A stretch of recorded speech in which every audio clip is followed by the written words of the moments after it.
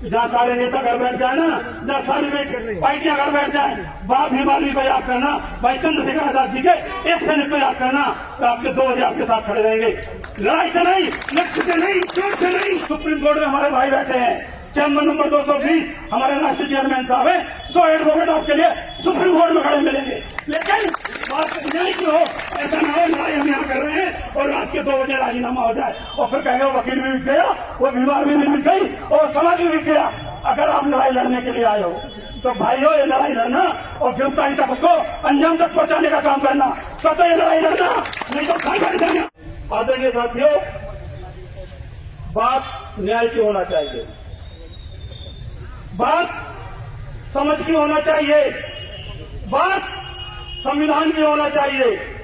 जितने सीआईडी के मेरे आसपास पुलिस वाले खड़े, सुन लो मेरी बात, ध्यान से सुन लेना जो मैं संदेश दे रहा हूं, और इसको हल्के में मत लेना, क्योंकि ये बात भाई चंद्रशेखर आजाद तक भी पहुंच चुकी है। तो ये अभी आप सोच रहे हैं या 100-200 लोग बैठे हैं, तो ये 2000, 10,000, 20,000 में भी होंगे। तो ये मैं पहले बता रहा हूं कि 2 घंटे के अंदर पहले तो गिरफ्तारी में हो जाना चाहिए। बात आती है न्याय की। आदरणीय साथियों, वो बच्चा 11 साल का है, सारे कानून, पहली बात तो जिस तरह से उस वीडियो में उस बच्चे को नीचे जमीन पे बिठाया गया है, कानून के विरुद्ध है। क्यों है? क्योंकि वो कानून के हिसाब से आबकारी बालक है। आबकारी बालक को पुलिस पूछताछ नहीं कर सकती, उससे सवाल नहीं कर सकती। सामने मेरे 3-4 स्टार के एक पदाधिकारी खड़े हैं, मैं उनसे भी जवाब चाहूंगा आने वाले समय में कि एक नाबालिग बच्चे से एक 112 का जो भी वहां पर ऑफिसर जाता है, वो जमीन पर बैठा है बच्चा वीडियो में, वो अपराधी है पुलिस वाला। क्यों? क्योंकि आबकारी बालक से उसके माता पिता के सामने ही कोई सवाल जवाब किया जाता है। शायद ये बात मेरे आदरणीय साथियों को पता नहीं होगी। सबसे पहला अपराध, सबसे दूसरा पहला अपराध, वो बच्चा नाबालिग है। उस नाबालिग बच्चे ने कितना भी बड़ा अपराध किया हो तो उसे कोई टच नहीं कर सकता। पॉस्को एक्ट बनाया गया 2012। तीसरी बात, जो वहां पुलिस वाले गए हैं उन अपराधियों को तुरंत गिरफ्तार करना चाहिए। और अगर उस बच्चे ने जो आरोप लगाए जा रहे हैं झूठे, जो झूठे उस पर आरोप लगाए जा रहे हैं, किस कंडीशन में वहां बच्चा पहुंचा है, ये इन्वेस्टिगेशन का पार्ट है। तो आदरणीय साथियों, हम बातें बड़ी बड़ी करते हैं, एक दिन आएंगे और चले जाएंगे। बात परिवर्तन की भी होना चाहिए। वो भी कौन सा परिवर्तन? जिन्हें आप ड्राइवर करते हैं, जिन्हें आप अपना ड्राइवर मानते हैं। बाबा साहब ने सबसे पहले कहा है कि सामाजिक परिवर्तन की जरूरत है आपको। आप यहाँ पर बैठे हो, आप कोई राजनीति के लिए नहीं बैठे हो, आपका उद्देश्य है यहाँ सामाजिक परिवर्तन का, न्याय की लड़ाई लड़ने के लिए।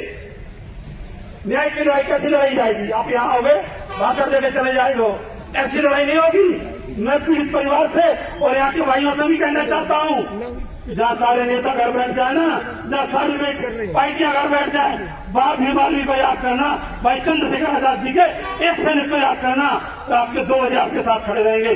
लड़ाई से नहीं, लक्ष्य से नहीं, चोट से नहीं, सिर्फ और सिर्फ भारतीय संविधान से खड़े रहेंगे। और मैं लीगल सेल का प्रदेश अध्यक्ष होने के नाते आपको विश्वास दिलाता हूँ कि भाई हमारा जितेंद्र भाई कह रहा था हाईकोर्ट ले जाएंगे, नहीं, सुप्रीम कोर्ट में हमारे भाई बैठे हैं, चैम्बर नंबर 220 हमारे राष्ट्रीय चेयरमैन साहब है, 100 एडवोकेट आपके लिए सुप्रीम कोर्ट में खड़े मिलेंगे। लेकिन बात न्याय की हो, ऐसा ना हो लड़ाई हम यहाँ कर रहे हैं और रात के 2 बजे राजीनामा हो जाए और फिर कहेंगे वकील भी बिक गया, वो बीमार भी बिक गई और समाज भी बिक गया। अगर आप लड़ाई लड़ने के लिए आए हो तो भाइयों ये लड़ाई लड़ना और गिरफ्तारी तक उसको अंजाम तक पहुंचाने का काम करना, तो ये लड़ाई लड़ना, नहीं तो खाई जाना। मैं बीमार भी आजाद समाज पार्टी और लीगल सेल की तरफ से आप लोगों को विश्वास दिलाता हूं कि हम पीछे हटने वाले नहीं हैं। और ये बात अगर आप आज बोल दो, मैसेज जाएगा भैया के पास, पहले पीड़ित परिवार से भैया बात करेंगे वीडियो कॉल में, उसके बाद संसद में मुद्दा उठाया जाएगा।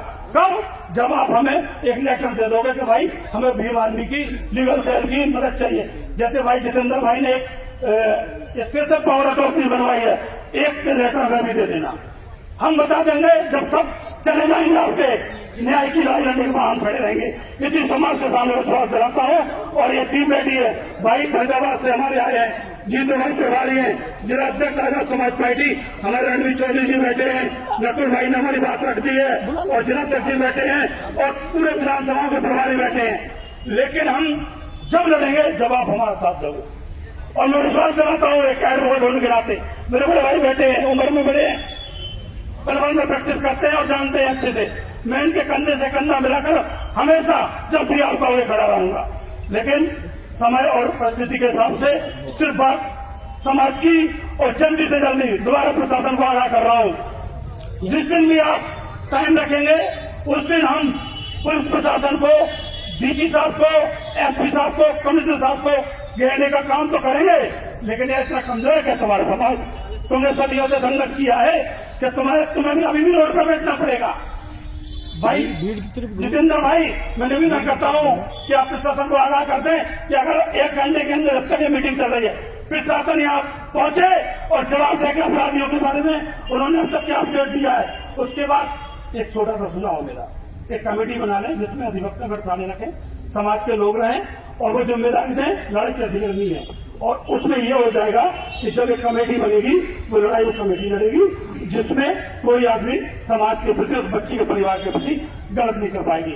आप लोगों ने मेरी बात सुनी, अगर मेरी बात को किसी को कोई बात गलत लगी हो तो हाथ जोड़ के मुझे क्षमा करें।